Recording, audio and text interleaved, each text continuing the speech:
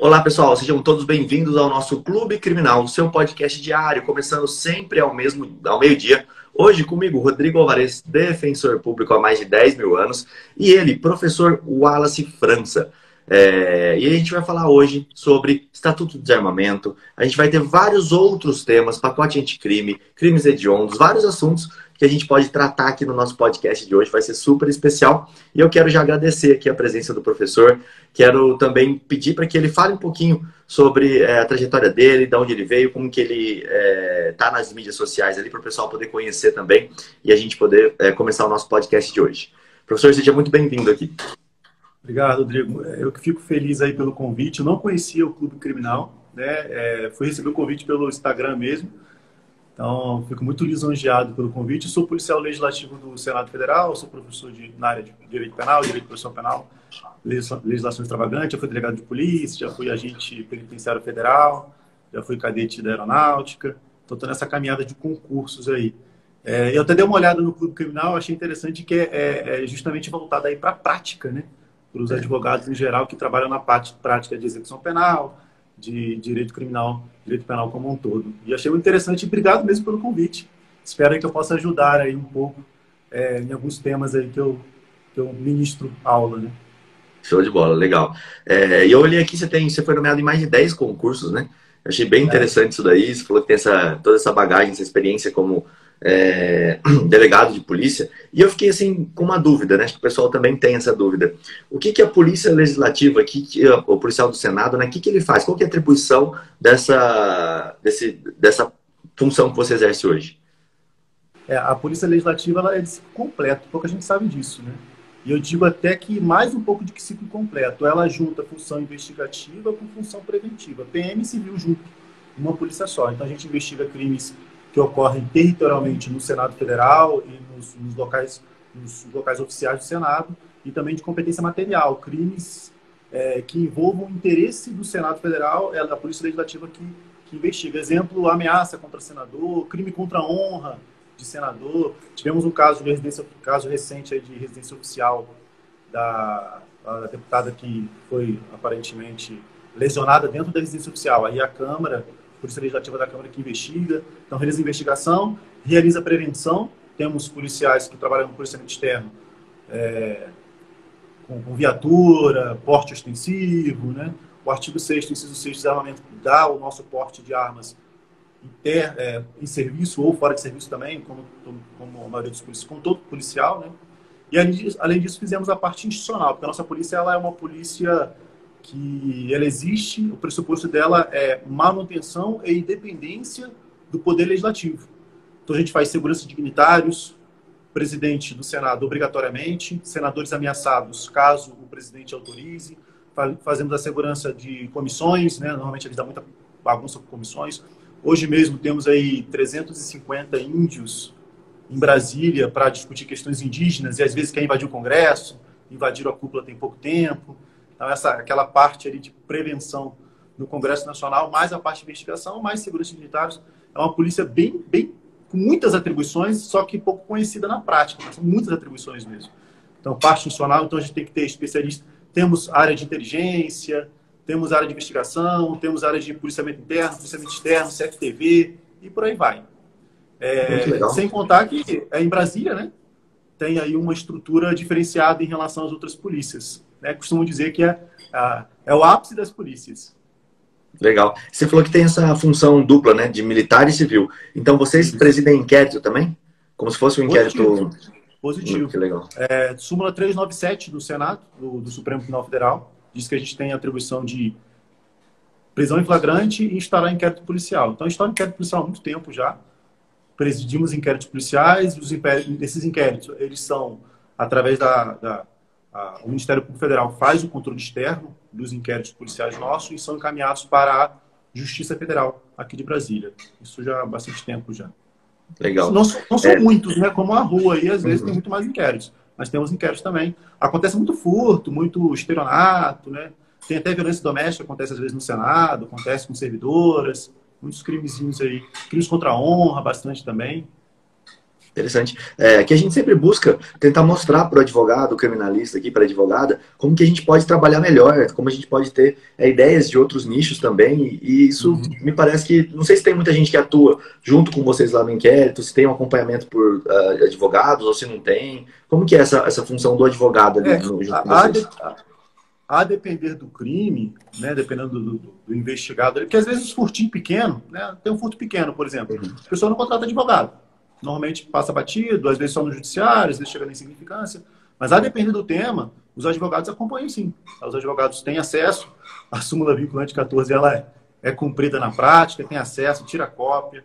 Então esse acompanhamento, a depender do crime, tem acompanhamento, mas não todos, tá? Mas depende aí do investigado, né? Porque assim, a gente às vezes fala, é no Senado, mas lá no Senado a gente tem, por exemplo, o pessoal que trabalha com limpeza, o pessoal terceirizado, e às vezes a gente tem que fazer investigação de um furto que aconteceu, então pessoas às vezes pobres, aí não tem advogado, né? Aí a Defensoria Pública não age muito na parte de inquérito, né? Deixa para agir mais na parte da ação penal. Então a maioria dos inquéritos não tem acompanhamento, algum ou outro às vezes tem acompanhamento de advogado sim. Legal, show de bola. Bom, isso aí tudo foi curiosidade minha da função ali da polícia do Senado ali, porque eu achei bem interessante essa função, né? A gente vê pouco na prática. Bom, vamos falar, primeiro tema pode ser desarmamento, estatuto do desarmamento? Na verdade, eu trouxe os temas aí como um todo, porque eu acho que o operador de direito ele tem que ter um poder muito grande de conexão, de interdisciplinariedade. O tema é único, é um tema só, praticamente. Legal. É um tema só. Mas é um tema que envolve desarmamento, crime de roubo, crimes hediondos e alterações de pacote de crime. Também não coloquei mais decreto 9847, um decreto de 2019 que alterou lá o conceito de arma de uso permitido e restrito.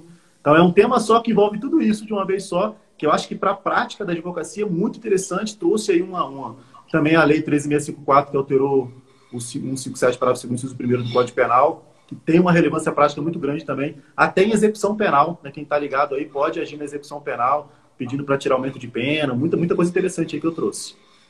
Show de bola, então. Relevante. Legal, entendi. Então vamos começar o nosso tema aí. Por onde você quer começar? Agora a palavra está com você aí, professor. Vou começar por um simples, que eu acho que a maioria dos advogados é de conhecimento bem grande, mas pode ser que um ou outro tenha deixado passar. É a questão da arma branca, né? A Lei 13.654, ela trouxe a famosa abolição penalis da arma branca. Então, e isso pode ser aplicado, inclusive, na execução penal. Então, às vezes, o preso lá foi condenado com o aumento de pena da arma branca, que era 1/3 à metade. O advogado pode entrar lá para retirar desse aumento, desde que o crime tenha sido praticado antes do pacote anticrime. Porque o pacote anticrime retornou com esse aumento de pena em relação à arma branca. Então, a Lei 13.654, lá em 2018, ela tirou esse aumento. Então, crimes anteriores, essa nova lei retroage, né? A Lei 13.654. Se o crime é posterior ao pacote de crime, aí não tem mais essa possibilidade, porque aí já tem a nova lei trazendo um aumento de novo. Então, todos os crimes anteriores ao pacote de crime, está aí, né? A Lei 13.654 revogou o inciso 1º. Tá? Revogou esse inciso 1º. Não tem aumento de pena da arma branca. Hoje tem, tá? Esse aumento de pena voltou. Está lá no inciso 7, o que voltou agora. Está lá no inciso 7. Aí, o inciso 7 voltou com o pacote anticrime. O inciso 7 aí, ó. Se a violência ou grave ameaça existe com emprego de arma branca. Então, às vezes, o advogado, ele formou agora, ele sabe que tem esse aumento, mas ele não sabe que, por um tempo, ele não existiu. De 2018, né, Lei 13.654, até janeiro de 2020, esse aumento deixou de existir. Como é norma benéfica, aplica retroativamente. Então, muitas pessoas que foram condenadas com esse aumento, dá para tirar esse aumento. Lá na execução penal. Isso é muito interessante. Isso é muito interessante, porque a gente vê muitas pessoas falando assim, eu não sei como que eu vou atuar na execução penal, eu peguei ali várias condenações daquele preso e eu não sei como que eu posso ajudar ele quer que eu faça uma revisão criminal, e às vezes a revisão criminal nem cabe naquele caso, mas se você for olhar, tipo, tem o crime de roubo lá, roubo com arma branca, poxa, posso conseguir uma super redução de pena para ele ali, por conta de uma abolição de crimes. Legal, esse é um tema muito importante. Às vezes o aumento do cara foi de metade, né? 1/3 à metade, foi um aumento de metade. Você vai tirar esse aumento de metade e interessante que você consegue até uma progressão, às vezes, né? Retirando um aumento, já pede pedido de progressão, dependendo do quanto já cumprido de pena.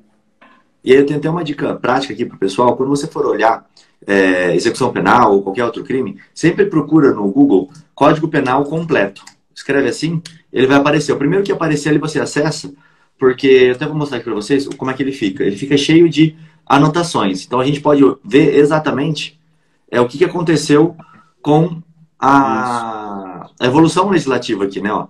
Então, se a gente for ver como é que foi a evolução, como que era antes, como é que foi alterado, para você poder atuar, fica melhor, né? Ó, se a violência ou ameaça é exercida com emprego de arma, aí foi revogado, e assim vai.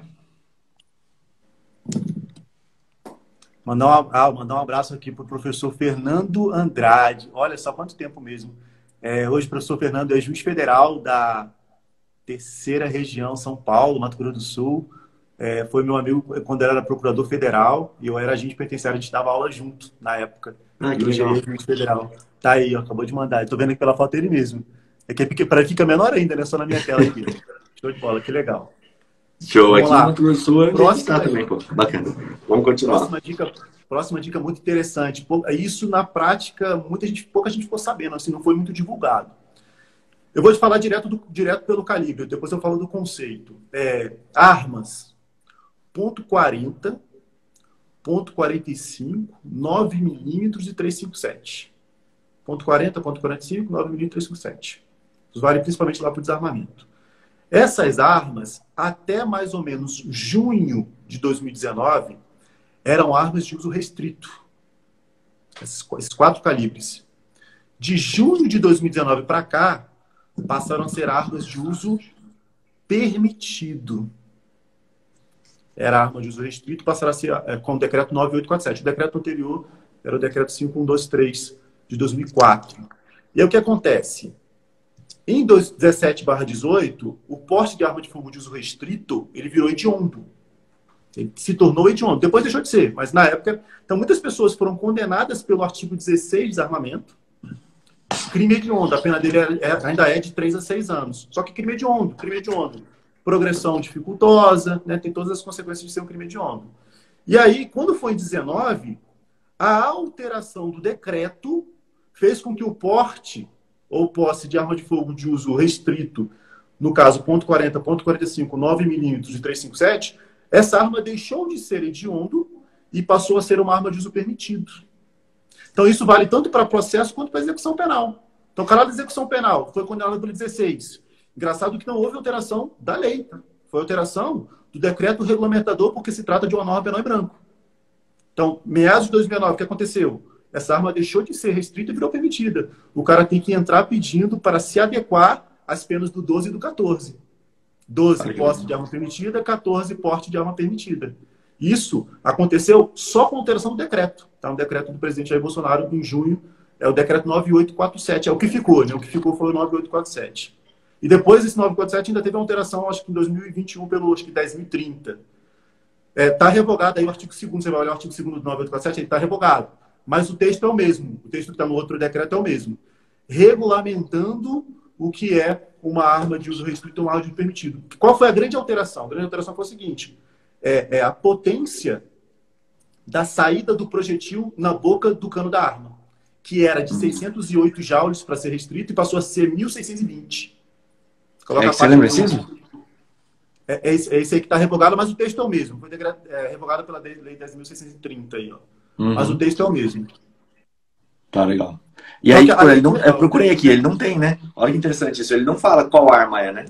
Não fala. O que fala é uma outra portaria do Exército, portaria Colog, que só veio em agosto de 2019.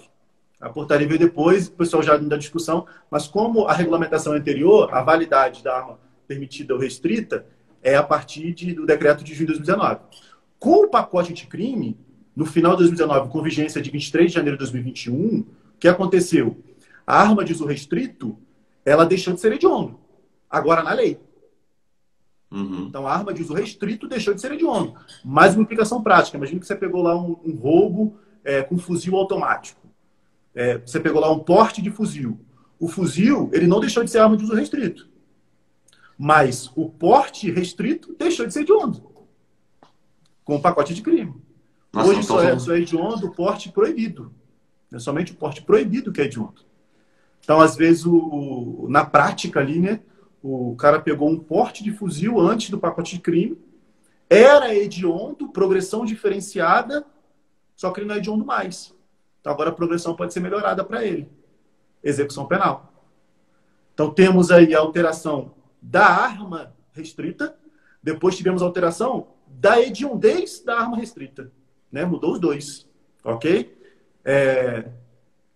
Ponto 40, ponto 45, Richa Ingrid colocou aí. Ponto 40, ponto 45, 9137. Arma de uso restrito. Não, é permitido. Muita gente ela mudou. Mudou. Não é restrito mais, é permitido.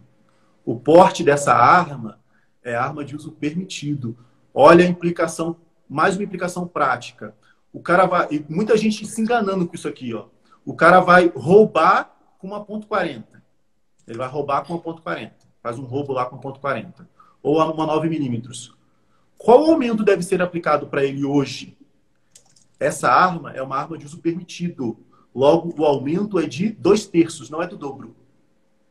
O aumento do dobro é somente para arma de uso restrito ou proibido. Está lá no 57, parágrafo 2º-A e parágrafo 2º-B. Pode colocar muita aí, implicação vai dar isso. Aqui é um tema que, na prática, se o advogado não tiver ligado, ele tá comendo bola. É fácil comer bola aqui. Então, o cara for roubar com uma arma ponto .40. Aí ele vai pensar, opa, ponto .40. Muita gente acha que é restrito ainda. Aí ele vai para o aumento do dobro, que está no parágrafo 2º-B do 157. Não é dobro, é 2/3. É parágrafo 2º-A. É parágrafo 2º-A. Aumento de 2/3, inciso 1º. Essas alterações permitido, restrito, temos o homicídio também, que agora tem a qualificadora de arma de uso restrito ou proibido. Então, se o cara praticar um homicídio com a ponto .40, é qualificado ou não é? Não é. Porque a arma não é restrita. Muita gente está achando que é. Só é qualificado, isso é 2021 já, né? Que foi a derrubada dos vetos do pacote de crime. Trouxe novamente lá o que estava no pacote de crime, que é a qualificadora do homicídio pela utilização de arma de fogo de uso restrito ou proibido. Está valendo a partir de 2021 isso. Então, crimes anteriores também não valem. Se a arma for arma de uso restrito, não tem qualificadora. Não é hediondo. Não tem qualificadora, não é hediondo. Beleza? Tá aí, colocou. Agora o Richard modificou ali, né? Ponto .40, ponto .45, 9 mm 357, arma de uso permitido. Só vou fazer uma ressalva aqui, que a 357, a depender lá do modelo, pode ser restrita, tá? Mas isso é muita exceção, é muito difícil acontecer. Tá? É muito difícil acontecer. O Nicolas perguntou, ponto 380 ainda é restrito? Nicolas, ponto 380 nunca foi restrita, sempre foi permitida. E continua sendo. A pistola 380 ela já era permitida, já era um calibre permitido, e ele continua sendo permitido. Tudo bem? Então, na hora de colocar ali na qualificação, e isso assim, imagine, vocês que atuam na prática, acho que vão saber até melhor que eu, imaginem juízes de 25 anos de área criminal fazendo condenações por roubo, por porte, e ter que saber essa minúcia de arma permitida, arma restrita, se tem aumento, se não tem aumento, se é hediondo, se não é hediondo. Então, assim, eu já vi algumas sentenças que erram de forma crassa isso daí. Mas erra feio mesmo. Então, a arma é permitida, coloca restrito, coloca lá um aumento que não tem, né, que passou até agora, mas não tinha. Então, assim, é muita minúcia que, na prática, faz uma diferença para o réu gigantesca. Só o fato de ser hediondo ou não já dá uma mudança assim, no processo gigantesco na execução penal. O fato de ter aumento ou não na quantificação da pena, na dosimetria da pena, faz uma diferença do caramba na hora de aplicar o regime inicial. Né? Na hora de aplicar o regime inicial, isso faz uma diferença do caramba. Então, o advogado tem que ter uma tabelinha, tá?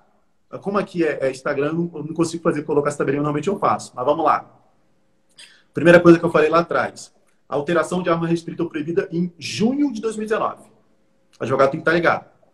Vale para todos os processos de andamento, execução penal. Então, pegou um caso lá, viu que é ponto .40, ponto .45, 9 minutos. Viu isso. Tem que ficar ligado. Opa, isso é permitido agora. Vamos olhar o processo. O processo foi de porte? Sim. Porte ilegal de arma de uso restrito. Opa, agora é permitido. Verifica se foi incluído o hediondo, porque o hediondo só foi entre 18 e 19. Né? Verifica se foi incluído o hediondo. Ah, foi incluído o hediondo. Pede para tirar. Aí já muda a progressão de regimes. Ele já pede para tirar e pede para aplicar a progressão anterior, né? Um sexto. Um sexto é melhor que o 16. É o 16 ponto alguma coisa, né? É. 16 ponto alguma coisa. Seria quase que o patamar mínimo atual. Segundo ponto, verifica, né, se é roubo. Roubo com arma. A arma branca. Meu roubo é com arma branca. Verifica quando é essa arma branca. Se ela é anterior ao pacote de crime ou se ela é posterior. Se ela for anterior, não tem aumento.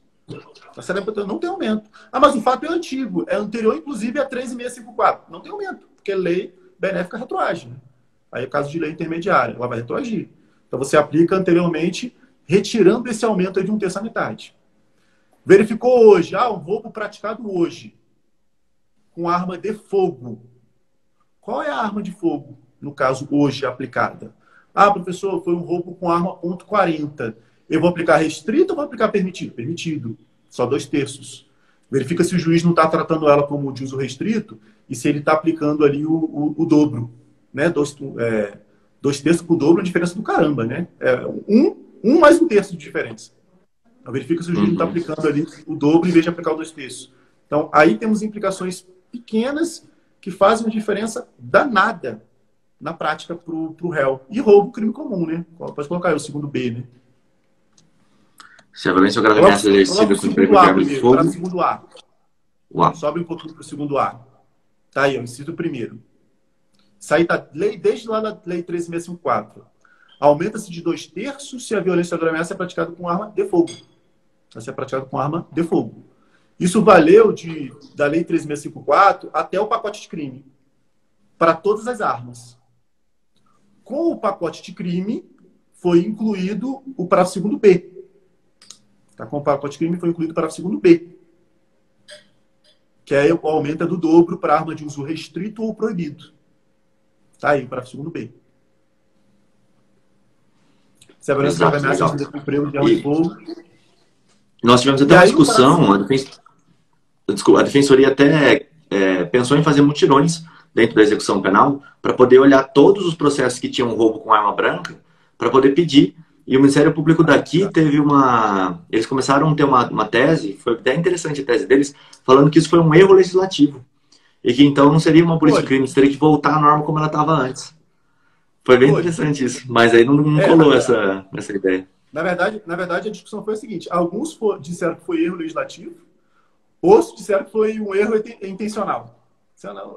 Porque pegaram o inciso primeiro, ele falava arma, que valia para arma de fogo e arma branca. Aí revogaram o inciso primeiro e colocaram o parágrafo segundo dizendo assim, arma de fogo. Ou seja, o que era arma branca deixou de ser. Então, alguns dizem assim, esqueceram da arma branca. Esqueceram, assim, esqueceram. Outros falaram, não, esqueceram intencionalmente, né? Esqueceram intencionalmente.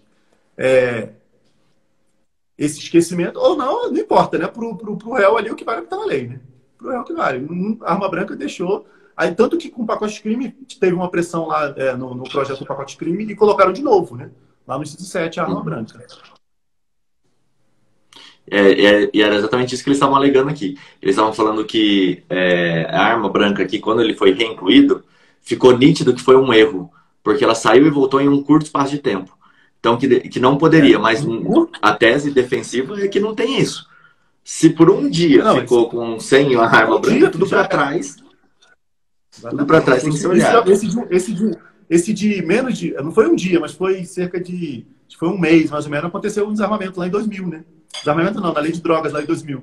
Que retiraram lá o cloreto de etila por um mês, depois voltou para a portaria 344, que é a portaria que regulamenta o 33 da lei de drogas. Ou seja, todos os casos anteriores de cloreto de etila deixou de ser tráfico. Né? Deixou de ser tráfico, deixou de ser deixou de ser tudo. Né? Isso aconteceu. E não foi um dia só, não. Isso aí foi um ano e meio. Esse aí foi um ano e meio, praticamente. A 13.654, ela é salvo engano, de abril de 18. E o pacote de crime é de dezembro de 20. Dezembro de 19. Então é um ano e meio para consertar o erro. Então, se foi um ano e meio, mesmo que tenha sido erro ou não, não importa. Vale. Até perguntaram aqui, ó.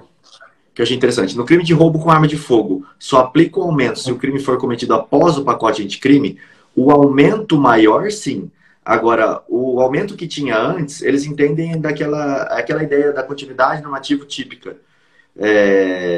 Eu tinha arma de fogo, o legislador só quis aumentar o quanto que vai ser aplicado. Então ele aumentou o tanto que eu aumento a pena.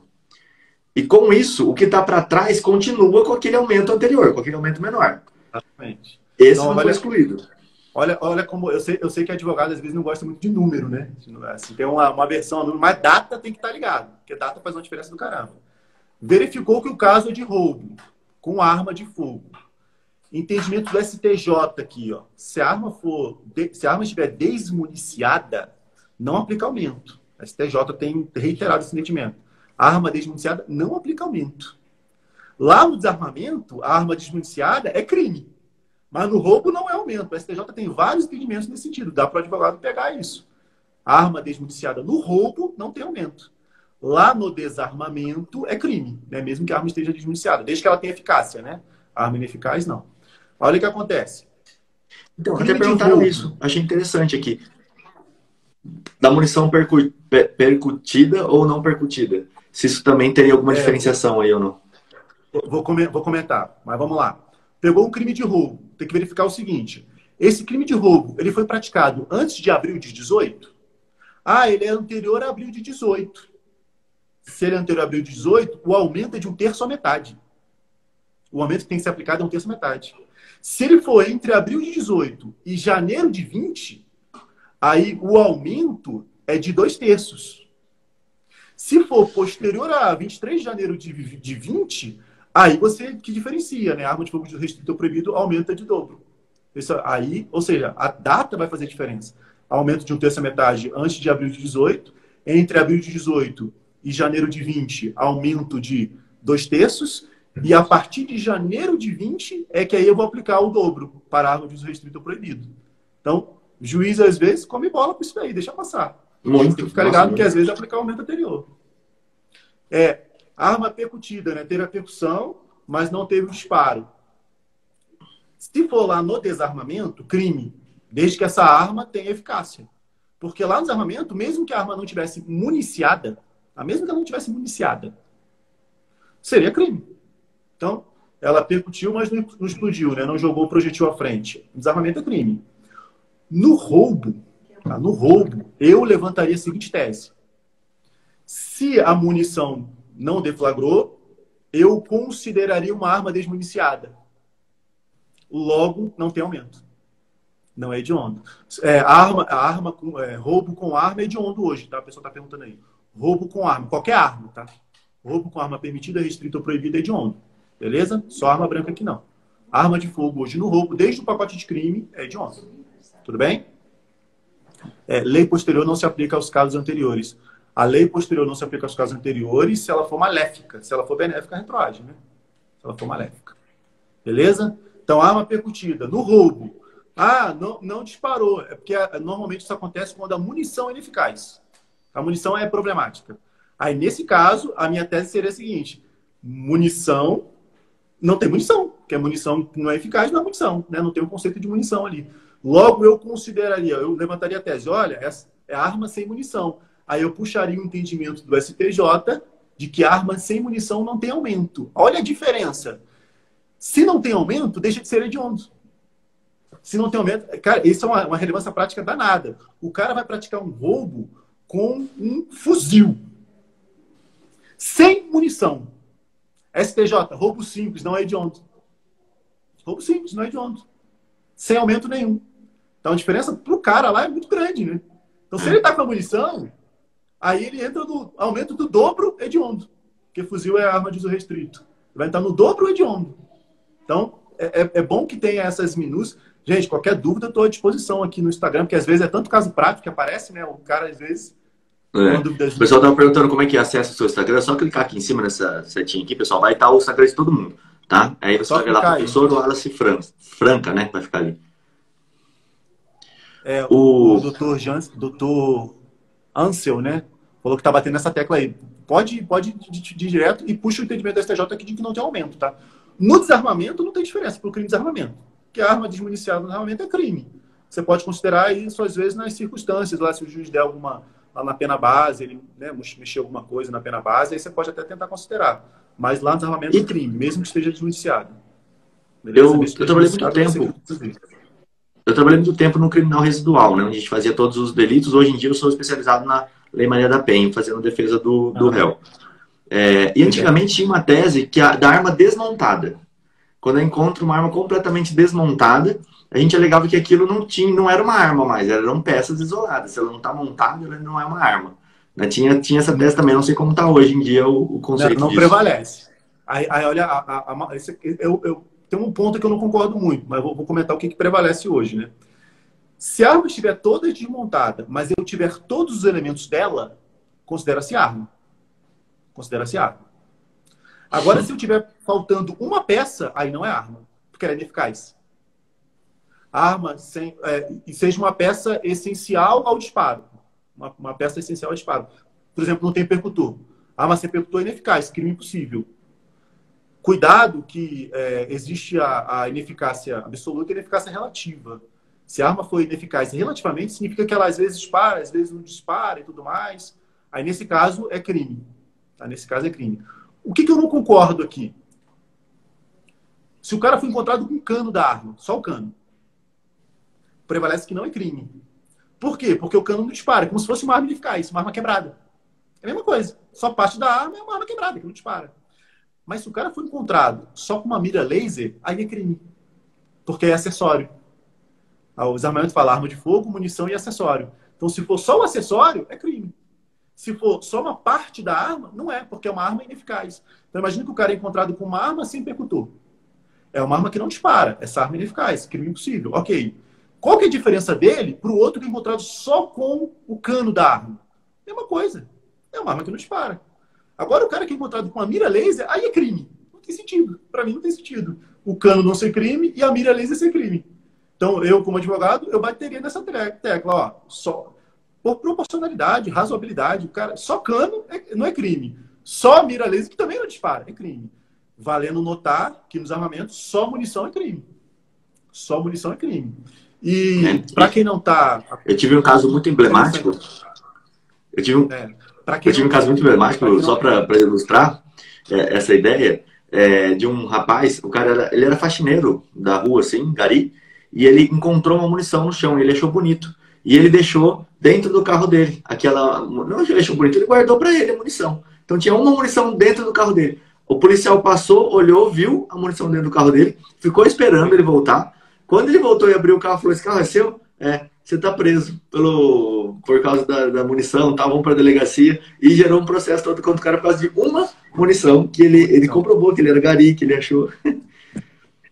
O STJ, em jurisprudência em tese, inclusive, ele chegou a dizer que não se aplicava insignificância no desarmamento. Essa posição era consolidada no STJ até mais ou menos 2017 e 2018. Para quem não nos evoluiu, de 18 para cá, na verdade tem julgado até 16, mais antigo, mas está mais consolidado a partir de 18. O STJ tem aplicado insignificância na posse de munição. No porte, o STJ ainda tem um pouco de resistência, mas o Supremo tem o julgado do pingente, muito famoso o julgado do pingente, né? Uhum. Aí o Supremo foi porte. Porte de uma munição como pingente, insignificância. Então dá para puxar esses julgados de posse, porte e aplicar a insignificância de munição sem arma. Lembrando, se realmente foi insignificante, né? Uma, duas. Eu já vi julgado no STJ até três munições, a STJ aplicou lá a insignificância. Então, uma tese boa aí, que já está sendo consolidado no STJ. Eu acho que isso vai acabar caindo para o porte também, não só para a posse, né? Porque o Supremo já tem julgado no porte, que era uma munição como pingente. Um julgado interessante. Eu vi duas perguntas aqui, né? Arma branca, poderia falar um pouco mais na arma branca no roubo e sobre numeração suprimida. Boa pergunta de numeração suprimida. O STJ, inclusive, tem divergência nesse tema. Arma branca. Antes do pacote de crime, não tem aumento. Não tem aumento. Porque esse aumento ele foi retirado em abril de 18. Foi retornado em janeiro de 20. Para os casos anteriores, eu aplico a lei de abril de 18. Então, todos os crimes com arma branca antes de abril de 18 não tem aumento. A partir do pacote de crime, tem lá o aumento de 1/3 à metade. Até o aumento de 1/3 à metade para arma branca. Tese defensiva aqui, tá? Tese defensiva. Uma tese boa aqui. Existe uma discussão do que seria arma branca. Do que seria arma branca. Porque antes da Lei 13.654, ela falava arma branca, falava arma. Ela falava arma. Então, o que se entende por arma branca? A arma branca seria um objeto, tá? Um objeto que foi criado para lesionar ou possa ser utilizado para lesionar que não seja arma de fogo. Então, faca, punhal. Qual que é a tese defensiva? A tese defensiva é de que aquele objeto que eventualmente ele possa ser utilizado para lesionar, mas ele não tem a mínima finalidade disso, ele não pode ser uma arma branca. Ele é uma arma imprópria, mas não branca. É o exemplo do caco de vidro, o cara que usa o caco de vidro. Então o cara roubou com caco de vidro. Tem gente que fala assim, olha, caco de vidro é arma imprópria, porque ele lesiona, mas não é arma branca. Porque para ele virar arma, teve que ter modificação de sua estrutura, ele é arma imprópria, mas não é arma branca. Então daria para levantar essa tese de que nem arma branca é, então não tem aumento. Que foi a alteração da lei 13.654, que antes falava arma, e com o pacote de crime voltou só arma branca, né? Não voltou o termo genérico arma. É tese, tá? Né? Não todo mundo que aceita, não. Isso aí não é todo mundo que aceita, não. Tem alguns colocam arma branca, tudo pode ser dado como arma. Quando eu estudava para a defensoria, eu lembro de uma lei, tô até procurando ela aqui, eu não sei se eu consigo achar, não sei se era um decreto, se era uma lei, que falava do espadinho do exército. Que aí ele tinha uma classificação do que seria arma branca, o que seria arma branca ali, através desse espadinho, era uma coisa. Estou procurando, se eu achar aqui, eu abro aqui. Você não lembra? Eu lembro que teve uma lei estadual de São Paulo que tentou regulamentar isso, mas ela foi declarada inconstitucional. Que ela dizia, arma a partir de 10 centímetros, não sei o quê, mas ela foi declarada inconstitucional porque era lei estadual, constitucionalidade formal. Essa do espadinho não lembro. A espadinha seria uma arma branca. Seria uma arma branca. Serve para lesionar e não de fogo. Deixa eu perguntar aqui. Se para a arma desmuniciada, o STJ retira o aumento. A arma branca, em tese, não possui munição. Caberia analogia? Não. Não, porque tem expressa previsão legal, né? A arma branca tem aumento. O aumento é menor, né? De 1/3 a metade. Arma com numeração suprimida. Né? Arma com numeração suprimida. A arma com numeração suprimida, seja de uso restrito ou de uso permitido, ela é equiparada a uma arma de uso restrito. Ela é equiparada a uma arma de uso restrito. Está lá no artigo 16, parágrafo 1º do desarmamento. Está lá no 16, parágrafo 1º. Inciso 1º e inciso 4º. O inciso 1º fala de suprimir, o inciso 4º fala de exportar a arma com numeração suprimida. O que acontece? O STJ, ele entendia que o 16, parágrafo 1º, ele era equiparado ao caput. Inclusive na hediondez. Ele falava assim, hediondo também. Quanto o 16 caput era hediondo, porque não é mais. Então ele falava assim, olha, tanto o caput quanto o parágrafo 1º são hediondos. É a arma de numeração suprimida. O 16 caput deixou de ser hediondo. O 16 caput deixou de ser hediondo com o pacote anticrime. Se você pegar um caso de arma de numeração suprimida, mais uma vez, datas. Tem que ficar ligado na data. Arma de numeração suprimida. Antes de 2018, não era hediondo. O caput nem o parágrafo 1º, eles não eram hediondos. Arma de numeração suprimida. 2018, virou hediondo. Em 2020, deixou de ser hediondo. Então, novato legis e médios aí. Deixou de ser hediondo em 2020. Se aplica retroativamente.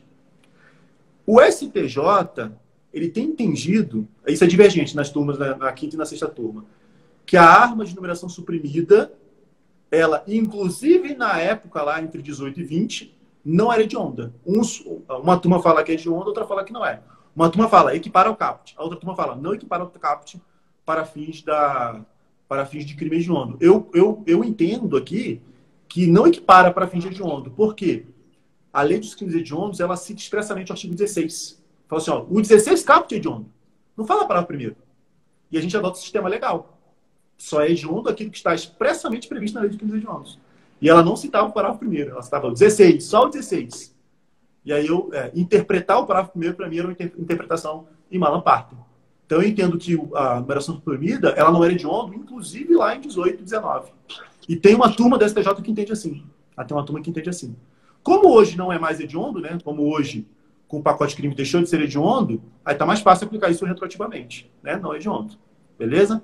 Simulacro não é arma. Tá? Simulacro não é arma. Mas serve para a configuração do roubo simples. Só roubo simples. Né? Ele é o que caracteriza a violência ou a grave ameaça ali, né? O simulacro. Isso. Então não dá para ter um furto com simulacro, não ia dar. Tanto que quando eles simulam que estão com uma arma na cintura também, né?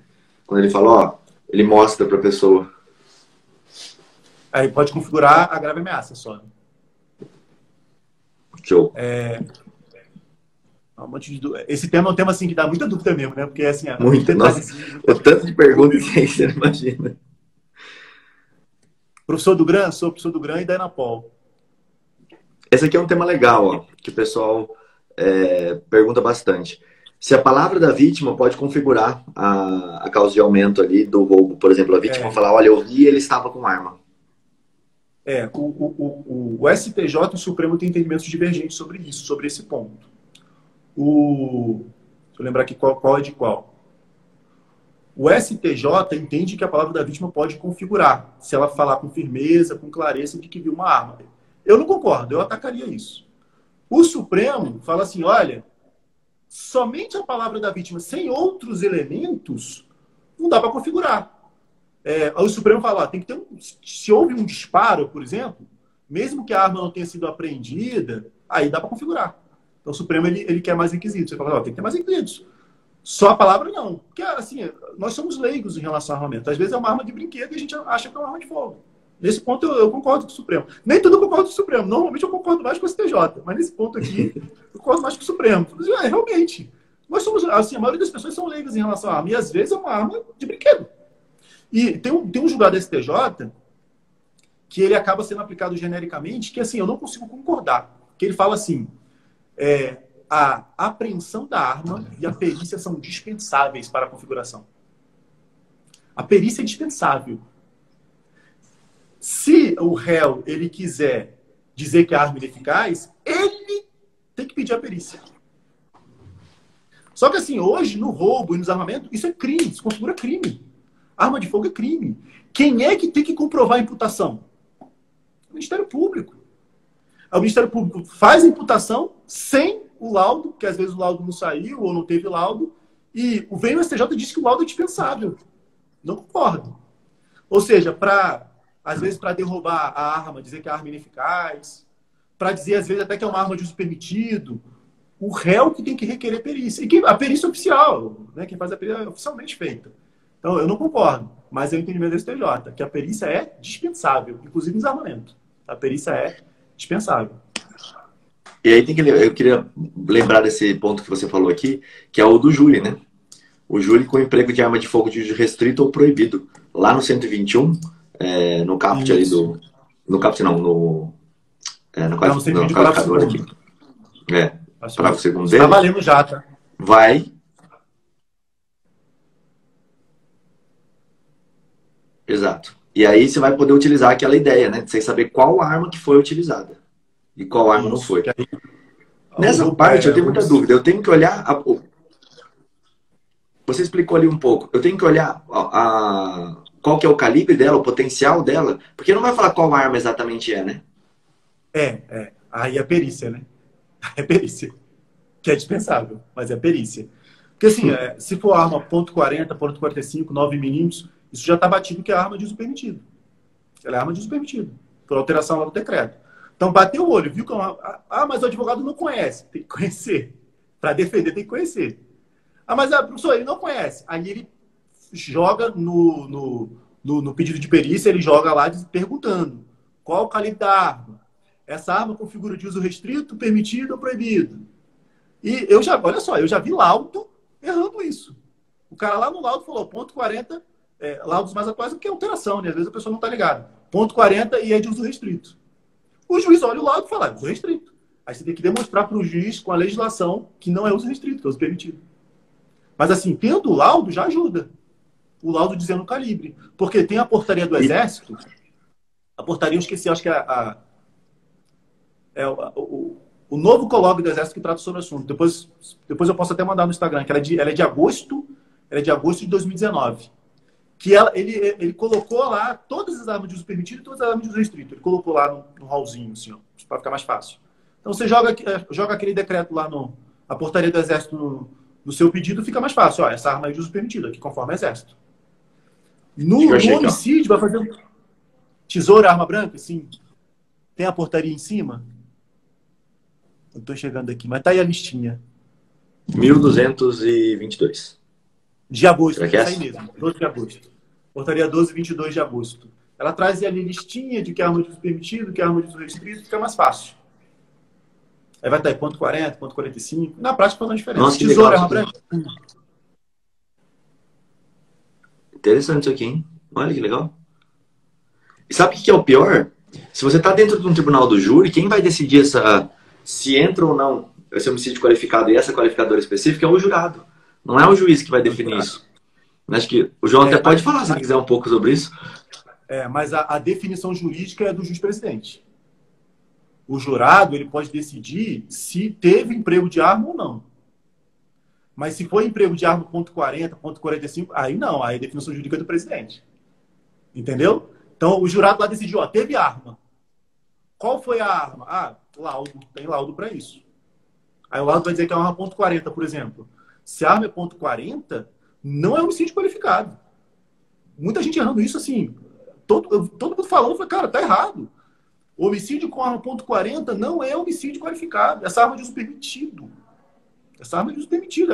Lá, o básico lá de trás, que chega na hora da prática, o cara dá uma travada. É arma de uso permitido. Por que vai aplicar a qualificadora?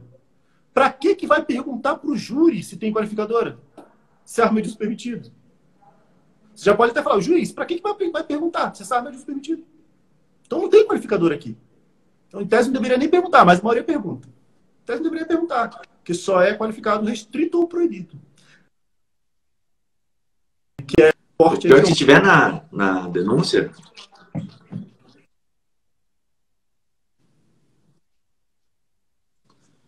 Não, eu acho que essa situação é uma discussão na pronúncia, na decisão de pronúncia. Peraí que eu não ouvi. Pode falar, João.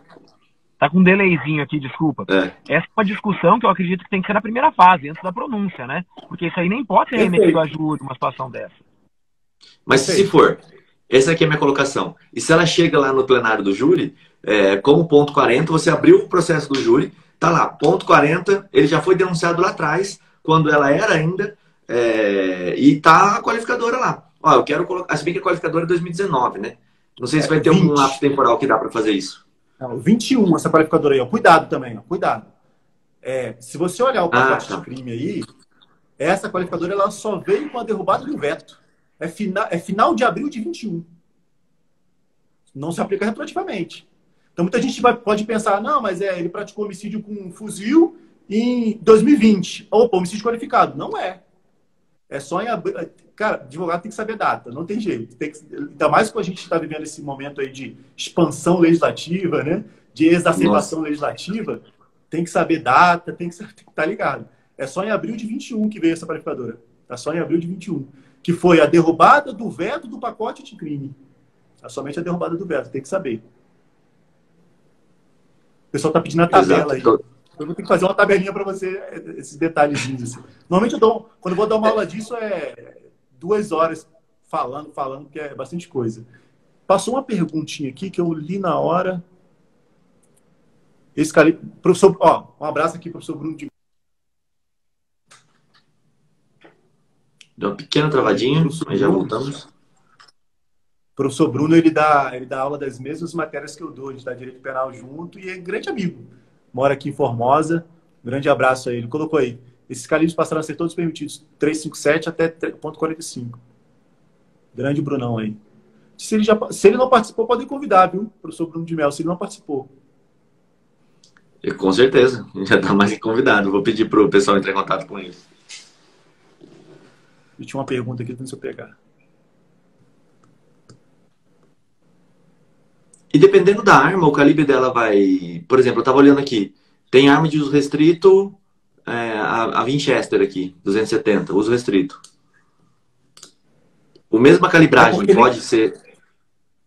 Porque é o seguinte, eu não entrei nesse mérito, uma boa pergunta. Nem sempre é só o calibre que define. Existem outros critérios. Vou dar 2 exemplos. A arma não portátil, ela é restrita, independentemente do calibre. Arma não portátil. Exemplo lá do canhão. O canhão não é portátil. Que a arma pode ser de porte, portátil. A de porte é que você coloca em coldre. A portátil é que você usa bandoleira, para ficar mais fácil. A de porte é coldre, portátil bandoleira. A arma não portátil, ela já é restrita. A arma automática, ela é restrita. Independentemente do calibre. Então, a arma automática é restrita independente do calibre. A arma não portátil, independente do calibre, também é restrita. Então, nem sempre é só o calibre que vai definir. Existem outros critérios. Mas, normalmente, para a arma de porte e arma portátil, o que define é o calibre, salvo se ela for automática. Mas se for automática, já é restrita. Que aí é a regra do 1620. Né? Até 1.620 joules é permitido. Acima de 1.620 joules é restrita. 1.620 para cima é restrita. Que está lá no decreto. E aí veio o Exército, colocou a listinha justamente por causa dessas nuances. Aí a listinha para ajudar. O pessoal, bandoleira. Bandoleira é aquela coletinho que você coloca para pôr arma, né? Eu fui da aeronáutica. Pô, quem viu o Tropa de Elite, lembra lá da bandoleira, né? O cara tava sem bandoleira. Bandoleira é aquela cordinha que você coloca para poder deixar a arma, né, no corpo, agarrada no corpo. E o porte é que você, quando encaixa a arma, tá ali a bandoleira ali. Bom, isso aqui. A arma com bandoleira é portátil. A arma com bandoleira é chamada de arma portátil. E a arma que você coloca no coldre é de porte. Tá? Que em tese você pode atirar com uma mão só, né? Arma de porte.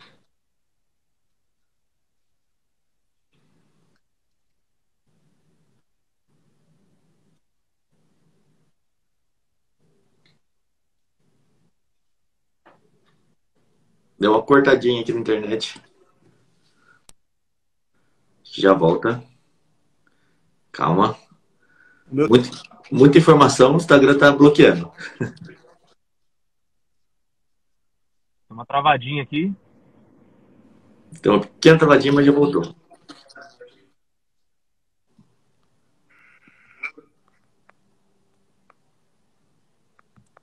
Já voltamos, já voltamos. Deu uma pequena travadinha. Voltou? Acho que voltou, né? Voltou? Voltou. Tá me ouvindo? Claro. Voltou. Eu tô ouvindo. Aqui não travou, não. Tá tudo certo. Então, beleza. Então, okay. Uso de outro equipamento como silenciador pode agravar? Acho que pode, né? Eu entendo que... porque assim, termo técnico, né? Falando aqui de termo técnico. Eu entendo que pode ser utilizado na primeira fase. Na primeira fase. Aí não é agravante, né? Tecnicamente não é agravante. Aí é circunstância judicial. Lá na primeira fase, na pena base. Artigo 59 do Código Penal, né? Culpabilidade, antecedentes, conduta social, personalidade, motivação do crime, circunstâncias em que o crime foi praticado. Eu entendo que encaixa aqui, ó. Mas circunstâncias do crime. Ok? Aí não é agravante, mas pode ser utilizado na pena base. Tá lá do 59. Circunstâncias em que o crime foi praticado. Eu lembro de algo também relacionado à mira, se ele tem, que nem você falou, a mira sozinho, o acessório sozinho, uma arma toda equipada, que tenha alguma modificação assim, ela muda para restrita ou não? Eu lembro de algo nesse sentido, mas eu não vou ter muito claro aqui. Tá lá no 16, parágrafo 1º, isso aí. O inciso, salvo engano, é o inciso 2 ou 3. Tá dando inciso 2, que diz que se você modificar uma arma de fogo a fim de torná-la equivalente à restrita ou proibida, ou para enganar o perito ou o juiz, ou acho que o Ministério, lá também tem Ministério Público não, enganar a autoridade policial, o perito ou juiz, aí ela é equiparada à arma de uso restrito. Ela se equipara a uma arma de uso restrito. 16, parágrafo 1º do desarmamento. Acho que é o inciso 2 ou 3. Então, não contem isso para o juiz. Tem que contar para o juiz, para ele tirar o aumento, né? Tirar a qualificadora. Tem que contar, na verdade. Né? Tem que contar para o juiz. Acho que está falando dessa agravante que eu falei. Da agravante não, da aumento da pena base. Aí não conta, não. Que utilizar um silenciador aumenta a pena base. Um detalhe que muita gente pode se confundir também é entregar uma arma para o menor. Entreguei uma arma para o menor. Entregar mesmo, dolosamente. Se eu entregar uma arma dolosa para o menor. Qualquer que seja a arma, qualquer arma, entra no 16, parágrafo 1º, inciso 5º. Ela é tratada como se fosse restrita. Essa arma é tratada como se fosse restrita. Então, peguei lá um 38, entreguei para o menor dolosamente, entra no 16, parágrafo 1º, inciso 5º, que é fornecer, entregar arma, vender arma para menor de 18 anos. Arma, munição, explosivo. Tá? Bengalas, canetas... antes do travamento eu ia explicar isso aqui, a pergunta da Vânia. O que é uma arma de uso proibido, né? O que é arma? Que hoje é o porte hediondo, né? Arma de uso proibido. Só o porte. No roubo não importa, qualquer arma é hediondo. No tráfico internacional de arma, qualquer arma é hediondo. E no comércio ilegal, qualquer arma é hediondo. É só no porte que modifica. E no homicídio, é só arma de uso restrito ou proibido. Permitido não, né? Que a gente já viu. Então, o que é uma arma de uso proibido? São dois critérios. Ou essa arma é proibida através de tratado internacional. Arma proibida em tratado internacional. Exemplo, arma química. Arma química é proibida em tratado internacional. Então, ela é de uso proibido. Arma de uso proibido. Segundo, arma dissimulada. Qualquer que seja o calibre. Aí ele deu o exemplo ali, uma bengala que é uma arma. E às vezes dispara 22. O disparo dela é de calibre 22. Ela é arma proibida, ela é hedionda. Vai para o 16 parágrafo segundo. Inclusive, a pena do parágrafo segundo é bem maior hoje.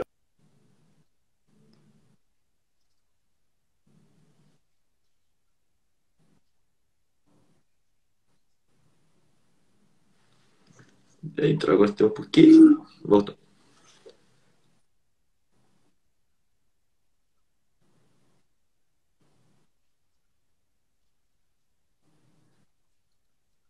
Ali, um disparinho. Qual a pena? 4 a 12. Porque essa arma é proibida. É a arma dissimulada. É aquilo que... Você deu uma pequena travadinha, acho que agora voltou. Tá. Deu uma pequena travadinha na hora que você estava explicando a bengala. Aí o pessoal está curioso. Beleza, vamos lá.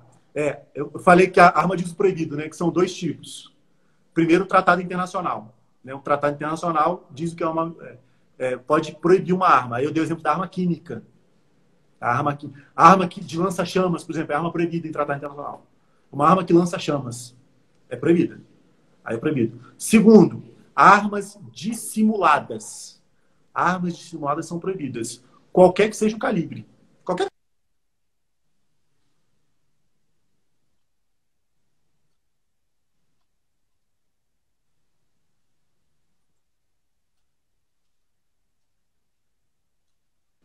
Então o cara tá com um fuzil automático no morro. Pegou o cara com um fuzil lá.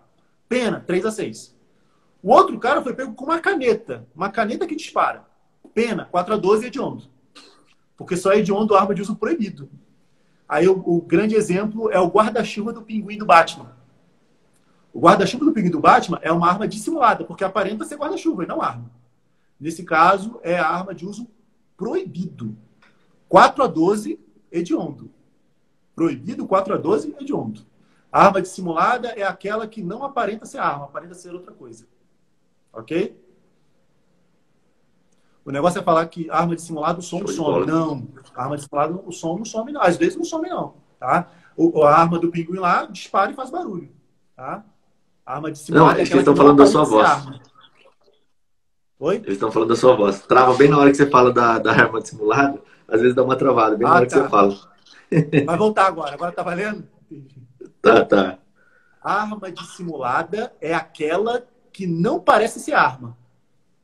A arma dissimulada é aquela que não parece ser arma. Exemplo, a arma guarda-chuva do pinguim que dispara. Caneta que dispara. Maleta que dispara. Isso é arma de uso proibido. Tá? Conforme o decreto 9847. Isso é arma de fogo de uso proibido. Aí qual o que eu não concordo? O cara tá com fuzil lá. Fuzil é restrito. Não é hediondo.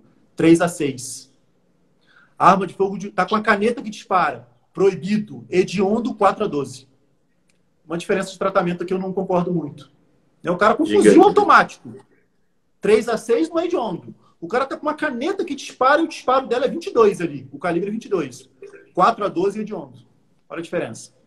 Então, arma de uso proibido é hediondo. Tratado internacional e dissimulação. Tá? Tratado internacional e dissimulação. Tá? Caneta que dispara, guarda-chuva do pinguim, aí colocaram ali bengala. A bengala é bengala que dispara, né? Bengala que dispara. É arma de uso proibido. Tá? Crime hediondo. Arco e flecha é arma branca. Tá? Arco e flecha é arma branca. Beleza? Show de bola. Professor, já batemos aqui mais de 1 hora aqui do nosso super podcast. Quero agradecer muito a sua presença. O pessoal ficou maluco aqui com as informações, estão pedindo sua tabela de tudo quanto é jeito. Depois a gente pensa em alguma coisa para fazer, para mandar para eles aqui. Quem ainda não conhece, não segue, professor Wallace, ó, clica aqui, ó, desarmamento, tá aqui o nome em cima, depois tem uma flechinha. Você clica nessa flechinha, vai ter ali o Instagram dele para você poder seguir. E claro, vai ser convidado mais vezes para a gente vir aqui. Eu acho que esse complemento foi até uma coisa que a gente conversou para o Clube Criminal, quando a gente traz professores que estão lá olhando a teoria, assim, é muito legal, porque vocês estão afiadíssimos nas alterações legislativas, no que a teoria fala, para trazer essas teses, para que a gente possa colocar na prática depois, né? Então, eu acho, sim, que é uma junção muito, muito grande. O pessoal aí está delirando nos comentários também. Então, quero agradecer muito a sua presença aqui, tá? E, claro, já vai ficar o convite aqui para retornar numa outra oportunidade. Vou deixar a palavra aí com você. Valeu. Eu que agradeço mais uma vez o convite. É um tema que eu adoro. Tá? Mais um abraço aí para o Brunão, professor Bruno. O próximo, já avisa para ele, vai ser o próximo. E é um tema que eu sei que tem uma relevância prática gigantesca, seja no processo criminal, seja na execução penal. Assim, para o advogado, ele tem que estar muito atento a essas alterações legislativas. Tivemos alterações de crimes semana passada, né, que foi criado lá o crime de violência psicológica contra a mulher, artigo 147B, e às vezes trazer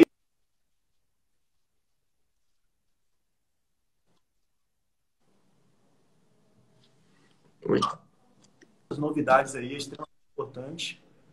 Dá uma travada aí, né? Sim, de uma pequena... essas novidades, né?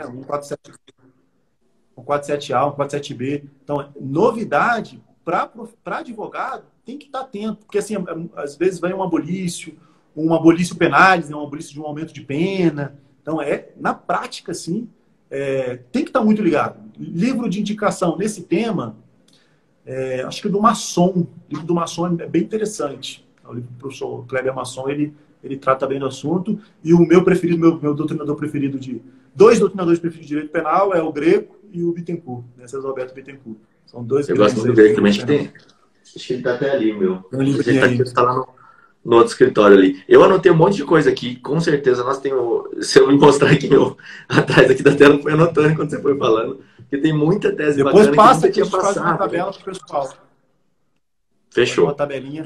Na verdade, assim, eu acho que nesse ponto aí, acho que uma tabela só não resolve. Teria que ser umas 2 tabelas diferentes para tratar de temas diferentes, né? Tratar do roubo com arma branca, tratar do roubo com arma de fogo, tratar de desarmamento. Essas modificações que tem que ficar muito atentos, porque, assim, é comum, é um crime muito comum, né? Roubo com arma. Um crime muito comum. Assim, tem muitas defesas nesse sentido para o advogado. Então tem que estar bem atento. Acho que é um tema que eu trouxe justamente por causa disso. Porque eu sei que tem muita na prática e tem bastante defesas nesse sentido. Então, agradeço demais aí de coração mostrar meu trabalho aqui, trazer os meus conhecimentos de direito penal, e conhecimento é compartilhar, tá? Professor que sabe muito e não compartilha nada, não adianta. E eu digo, se eu sei um pouquinho, é porque eu compartilho. Né? Um pouquinho que eu sei é porque eu compartilho. Então, muito obrigado mesmo por essa oportunidade. Eu que agradeço, que isso, show de bola, conhece tudo do assunto aqui. Vai surgindo perguntas, você vai matando no peito, nem estava ali no cronograma, vai respondendo, acho muito legal isso também. Show de bola. Professor, obrigado, tá? Já está super convidado para a gente falar sobre outros temas aí. Depois a gente vai alinhando certinho. Se quiser que a gente faça live lá também no canal de vocês lá, também estamos à disposição aí. Obrigado e até a próxima. Queria pedir o pessoal para seguir a Anapol também. Eu dou aula lá na Anapol, Escola Nacional de Polícia. Se quiser conversar, legal. Também está lá. Show. Acho que tem aqui no seu Instagram, pelo que eu tô olhando, tem Escola Nacional de Polícia, né? É esse aqui, né? Isso. É esse Instagram aqui, né? Exatamente, ó. Aí, ó. Escola Nacional de Polícia. Legal. Show de bola. Olha, minhas anotações estão aqui atrás. Obrigado, professor. Até a próxima. Valeu. Tchau, tchau.